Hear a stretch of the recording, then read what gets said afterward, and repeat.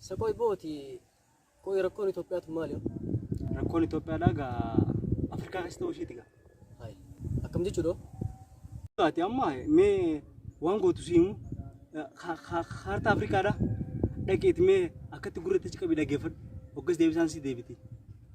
Me koi mun dhageeffadhaa waan as keessa jiru kana. Me waan as keessa jiru kana dhageeffadhaa. Maal turka?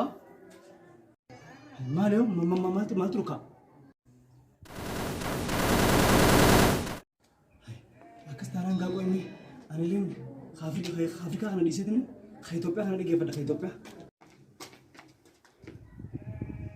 We need freedom. We need equality. We need equality. We need equality. We need equality.